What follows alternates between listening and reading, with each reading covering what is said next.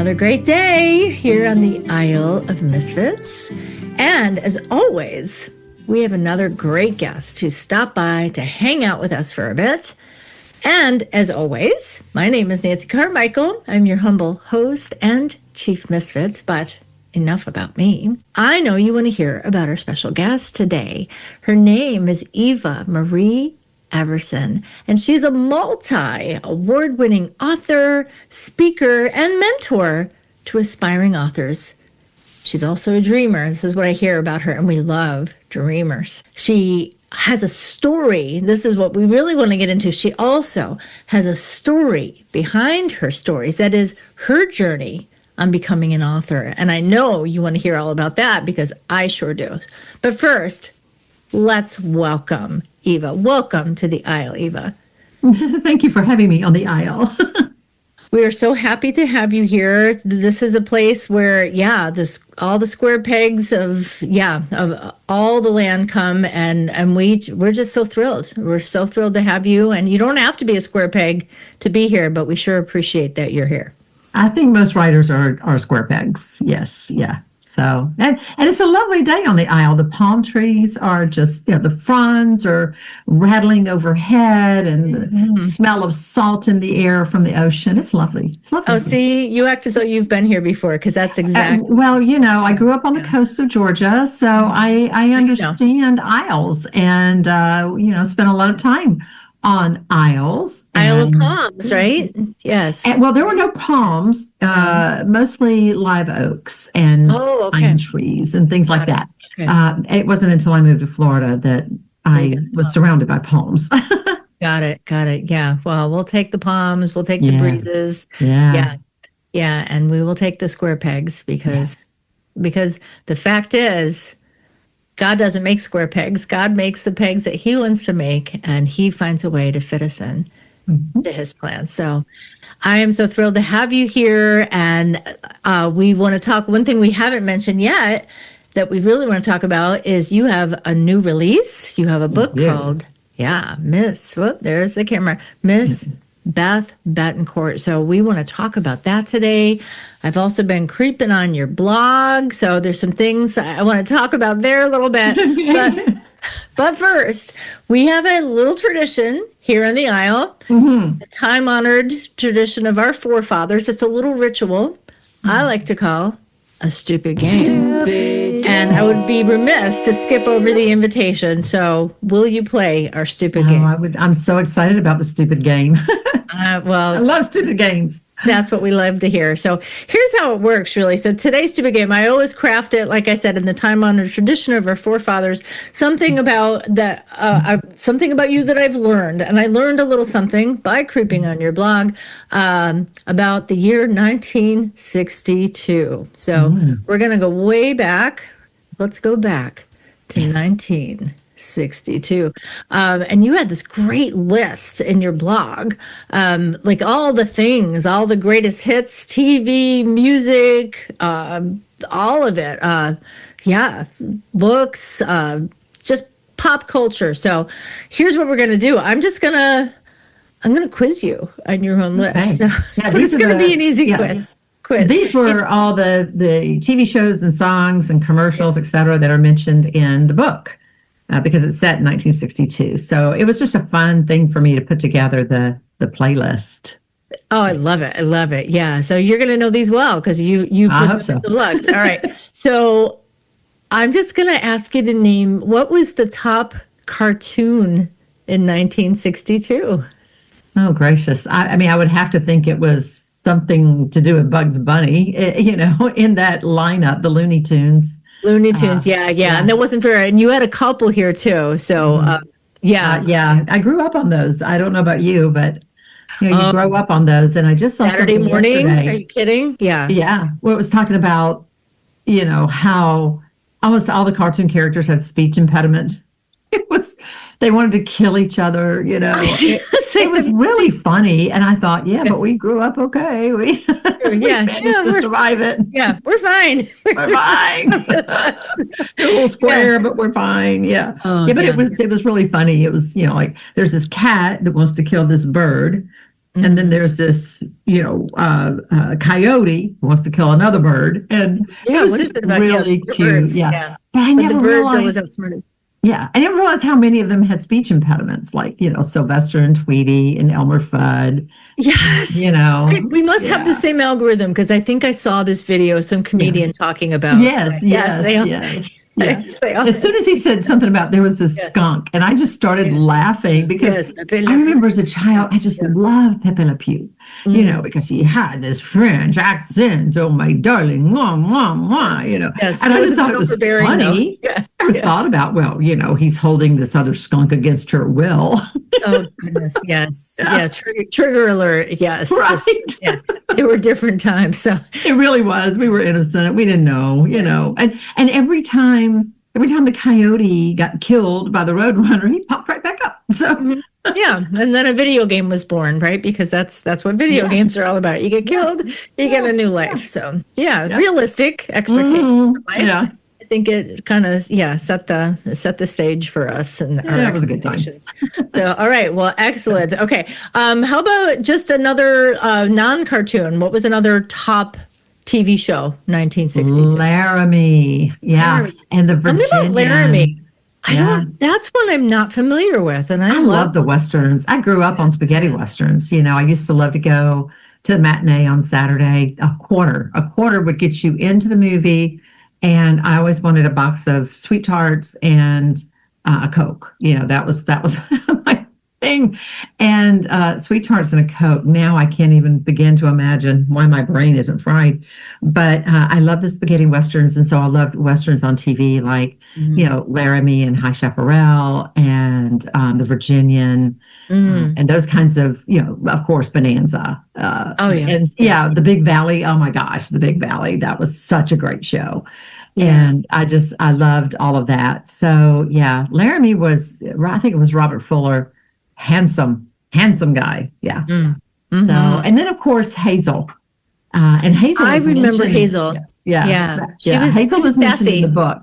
She was a Yeah. little sassy. Oh yeah. But in a Yeah. good way. Shirley Booth played the role. And Yes. there's Did she Mr. voice B. cartoons as well? Hazel, I think Hazel started off as a cartoon, and then Oh, okay. yeah, I But think so. I think Shirley Booth voiced some cartoons. Now I'm going to have She to may look it up. have, Yeah. yeah. And Yeah. what was She had amazing that was, kind of a she was an voice. amazing actress. Yeah. She played in Come Back Little Sheba, which was very dramatic, and I think she won an Oscar for that. And then then she's in this comedy that ran for years, and the way she would walk, she kind of waddled when she'd walk because she was always in a hurry. Yeah, Yeah. I love that show. Yeah. Mr. Yeah. B, Yeah. Mr. B, Mr. B.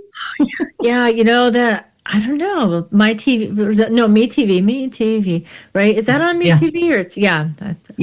Well, you can find it on YouTube as well. You can still find it. all the things. Yeah. They're all available now. 24/7.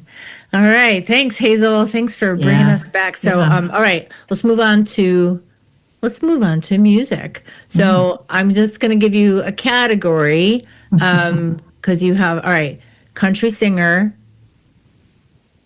Well, let's see. Patsy Cline, of course, There was you go. huge. Yes. Yeah. Patsy Cline, Kitty Wells. Yep. Yeah. So they were big back in the 60s, the early 60s. Yeah. I'm not sure when Dolly hit. I mean, I remember watching the Porter Wagner show. And I think that was Dolly probably was on it. later. But I want to say I was a little bit older than I would have been in 62. So yeah, I think it might so. have been shortly after that. Yeah. She was probably, I'm sure she had her guitar in hand in 62. But and the bouffant hairdo, let me tell you. Her hair was piled so high, birds could have made a nest in it. It was just, but that was the style. So yeah. Well, she beehive hairdo. Rocking the hair, even if it's not her hair. Like she's I know. Even if it's not, she's still rocking it. Yeah, she's unabashed. So love that about her. How about all right? Let me see another. All right, I'm gonna go here. Woman, she was number 1 on the Ed Sullivan Show that year, and the song was called "Fool." Oh, Fool. like full number one. Yes, that's Yes. Brenda. Yeah, Brenda Lee. Yeah. Oh, actually, yeah. So I misread that. So she was on the Ed Sullivan Show. She wasn't Yeah. maybe she was Right. number one. I don't know. You Yeah. never know. Yes, full number one was her song, Brenda Lee, and she was a little short thing, so they just called her Little Brenda Lee because she was so little. And Packed a wallop. Yeah. well, she's got a very famous Christmas song, "Rocking Around the Christmas." Oh, yeah. Yeah, Yeah. That's everybody knows that's that. her. Yeah. Yes. That's on So we repeat. hear her every year. We hear her. Yeah. Yeah. And Great. I think Shirley Ellis was really big back then as well. The Name Game and Oh, yeah. Yes. Yep.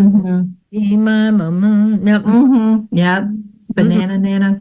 So interestingly, yeah, because 62 was it the last year before the Beatles hit the scene, or maybe 62 no, is maybe when the Beatles hit the scene, I think. Okay. Yeah, they right had around there, they were either they had just well, they were already big in Liverpool in England. but in the US, But yeah. So I I want think to it's just the a minute before they really hit. I'm thinking I want to say though that it was in 62 that they came and they were on the Ed Sullivan Show. I don't mention them I don't know that I mentioned them in the book. I don't think I mentioned them in the book. Honestly, I think it was a little later than that. That's the only reason it's probably not on this list. I think they were big in the UK, but I think it was like maybe another year before they really made their splash, as they say.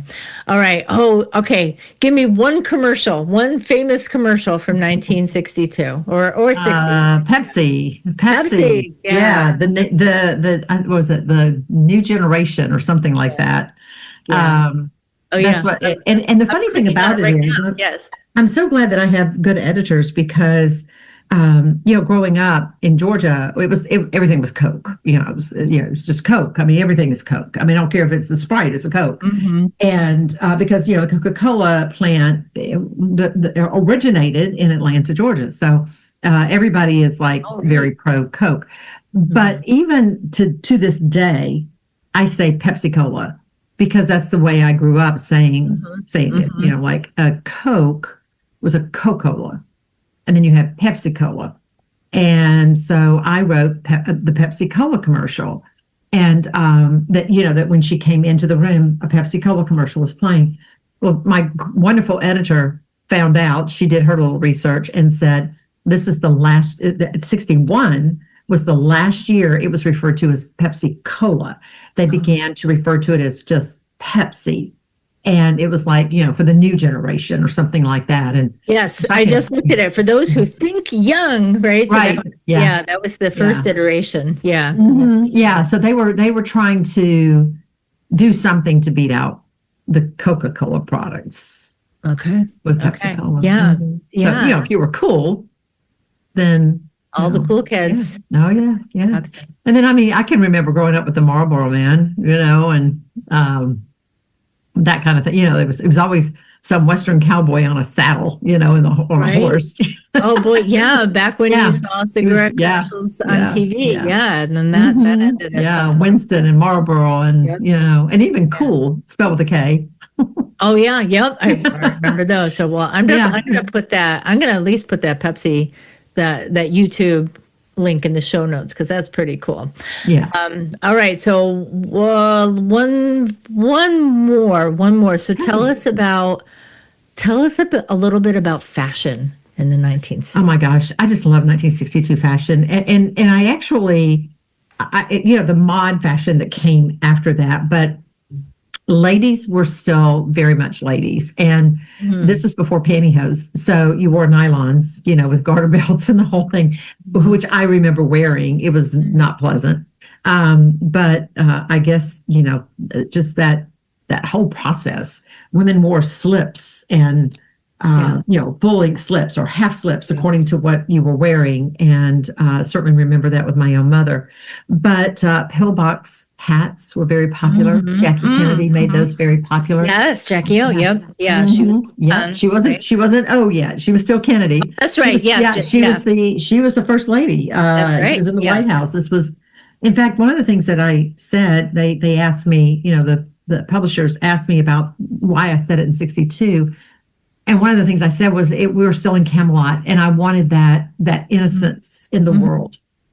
We changed. after November 22nd, 1963, we realized, and not like we had never had a president assassinated, but we all saw it on television, Right. So now it was a little bit different, and it affected everyone, Republican, Democrat alike. It's one of those days that even though I was a child, I remember it so well. I remember the silence in the house and in the town. It just seems like the whole world went quiet. But and it was before the Vietnam War, and it was before the civil rights unrest and all of that. So it was just seemed like the world had found a rhythm and was happy to be there. And one of the things I loved about it was the fashion. Women, you didn't go to town that you were not dressed. My mother never went to town that she was not dressed, and she had on, the right kind of shoes that matched the clothes and the purse and the little gloves. And, women they took a lot of pride. So the jewelry, was on. And it's funny because, when you and I first saw each other on this Zoom call, and you said, well, you said, oh, you look so nice. And, but we're not video and all this. This is the way I dress every day, because that was instilled by my mother. Goals, life goals, everyone. Yes. Yeah. I mean, I wear I'm dressed, so that's that's something. I did get dressed, but yes, I don't look quite as fancy as you. Oh, thank you. Yeah, and the pearls, and the pearls. Yeah, the pearls every day. The pearls go on. It's very rare that I don't put my pearls on. So yeah. They were my mother's, and they're special. So love it. That was my mother-in-law. That was very much my mother-in-law. So she was, she was dressed, and that was So it's just I don't know any other way to be really. And my husband loves it. He always says, even if you're just at home, your hair is done, your makeup is on, and sometimes if I'm going to be house cleaning and that kind of thing, I'm in a pair of shorts and a t-shirt. But I hope you're wearing the pearls even then, because that would just make my heart sing. Kind of, I do. It's just like I put my wedding ring on every morning, and yes, this I never take off. Yes, yeah. Only because I would lose it if I did. So I do take mine. I typically do take mine off. So because it's harder for me to type. Oh, I'm a fast typist, and I find that it bothers me. So. Yeah. I just, but I have a place that I put it. So, yes, that's the key. Is like the one place that you always, that you keep track of it. So, so you have to. Yes. So being put together, having that classic look, like even as I'm looking, So beautiful, that classic. And that's when I think of that early era of the 60s. Yes. It was classic. It was smart. They, like you say, it was, there was something special. At some point, I don't know, mid 60s when things started to shift, but right up until then, it was very just classic. Like the clothes they wear, you could wear today and still look really smart. Oh gosh, yes. Yeah. Oh yes, absolutely. Yeah. I think here's what I've noticed too, because I travel a lot with my work, and when I get on an airplane, I'm dressed, and I see people getting on that same airplane in their pajamas. And just recently, because I live in Central Florida, so I fly out of Orlando. Oh, sure. A lot. Oh, that's like the pajama capital. And I mean, this is where people come to vacation. So this woman got on the plane and she was wearing her bathing suit. I couldn't believe it. I was like, I can't believe y'all are letting her on the plane. But running off the plane straight into the pool. She must have said, I'm going to soak up as much as I can, and then as soon as I have to get to the airport, that's where I'll go. But she was wearing flip-flops, and it was a bathing suit with a little skirt on it and like a tank top. But it was a bathing suit. I know what a bathing suit looks like. And so, but here's the thing. I get treated so well by the flight attendants. Right.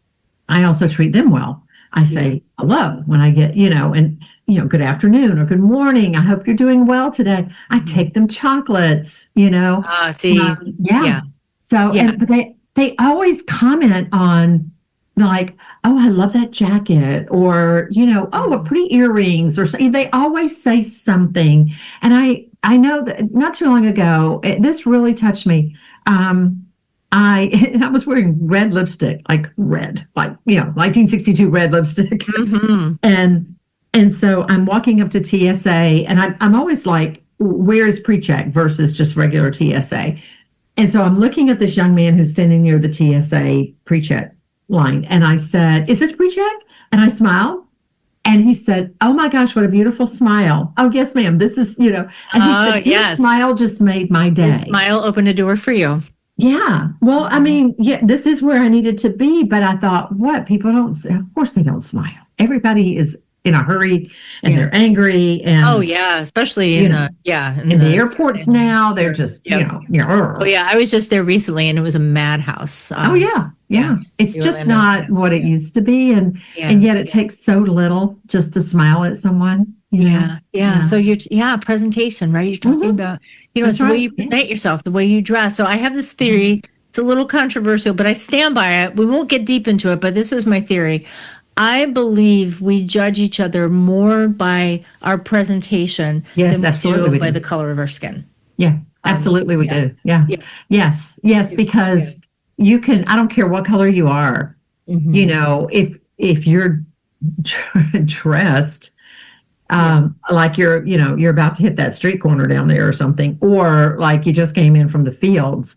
Yeah, or you Yeah. just rolled out of bed or Yeah. whatever. So I Yeah. think, yeah, and Hmm. it's the way, certainly the way we dress, the Yeah. choices we make, but it's also what you mentioned, it's the way we present Yes. ourselves. Are Hmm. are we offering a smile? Are we Yes. being kind and gracious and Hmm. generous? Like you said, the chocolates, like it's the way Yeah. we're treating other people, Yeah. right? So we tend to make that judgment really in the first 10 seconds of seeing someone. We make an initial Absolutely. judgment, Yeah. whether it's right or wrong, we do. But Yeah. then beyond that, it's like, how are we treating people? And a Yeah. smile, I think, is the Hmm. first, even more than the way we're dressed. So, Yeah.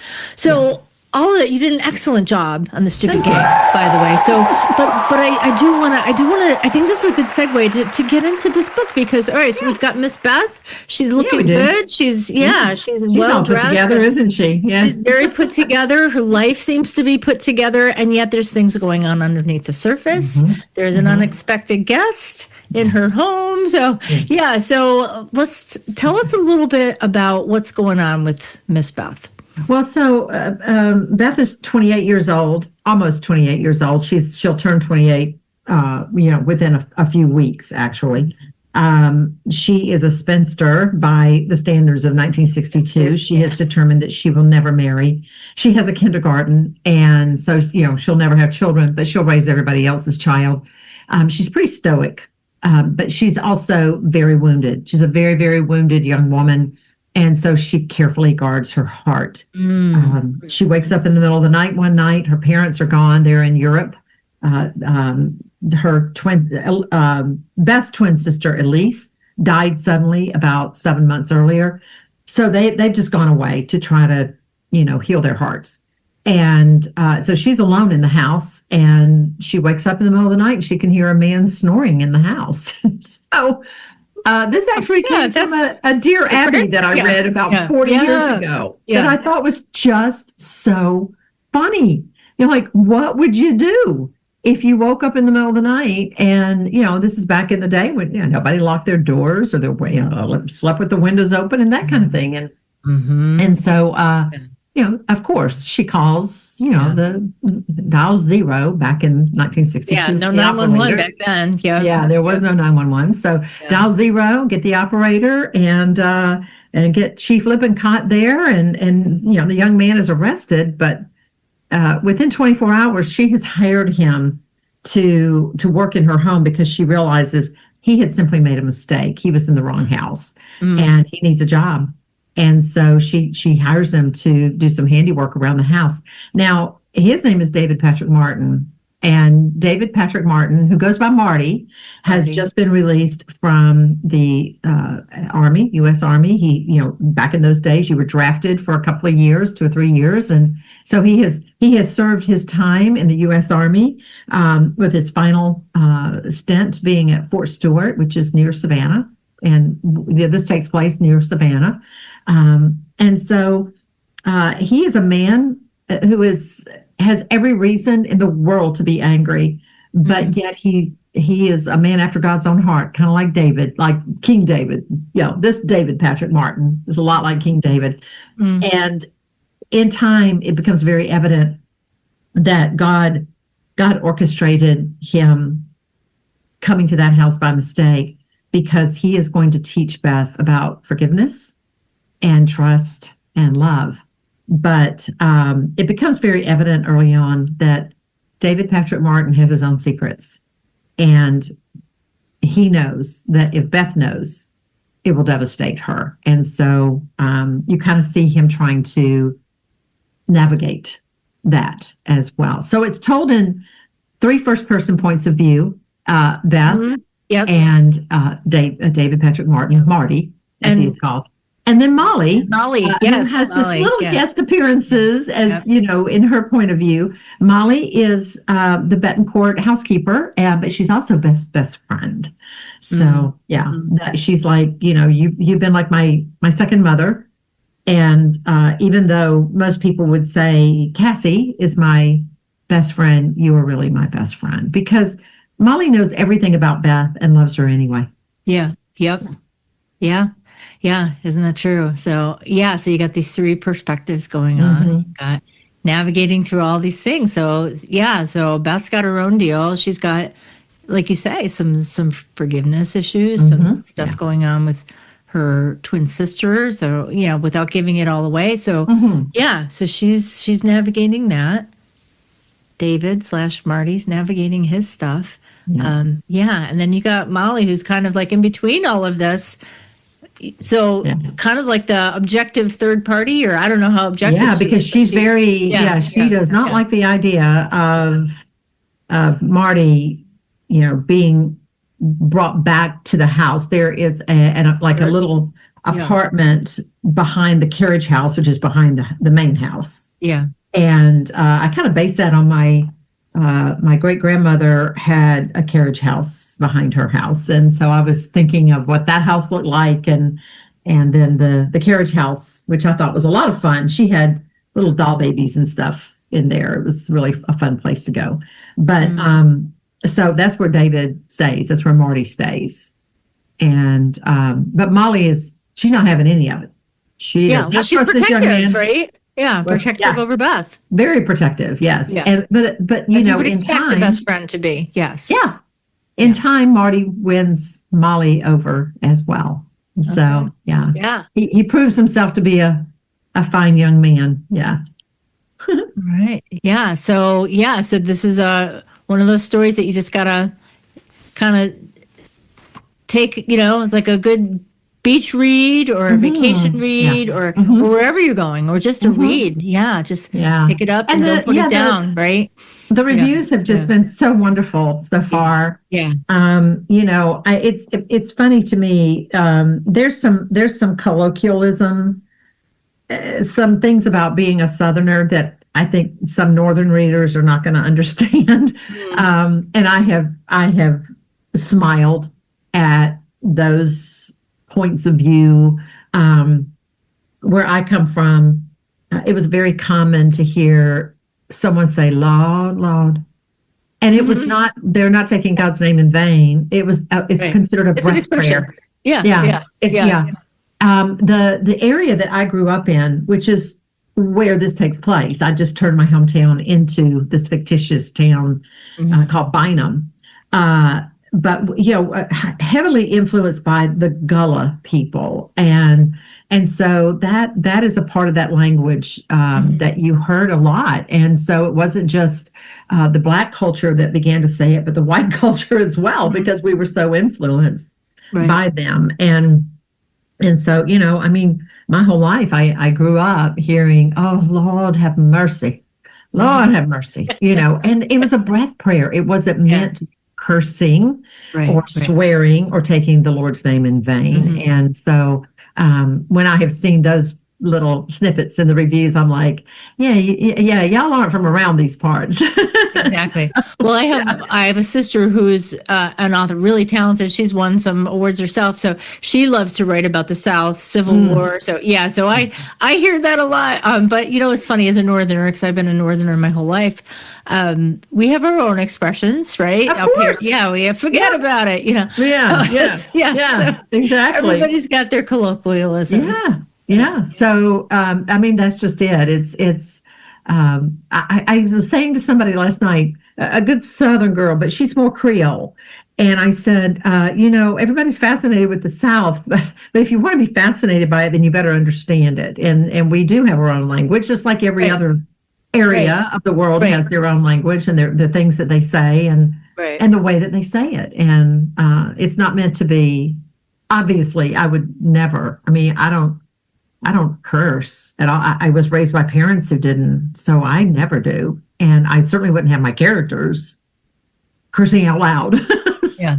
Yeah. Well, like you say, it's context, right? Because sometimes if I'm from the North, I want to impose my Northern context on the South, or periods of time. We look at history and we impose our contemporary culture context. And, we have to kind of let go of that when we're stepping out of our bubble into another bubble, right? Well, that's just, like writing in 1962, every so often there were things that I would have a character say and I would stop and think, wait a minute, I don't think that was said in 1962. I think that became maybe a little bit later on, and like this morning I heard someone say, that he ghosted her. And I'm like, okay, that would have never been said in 62. Yeah.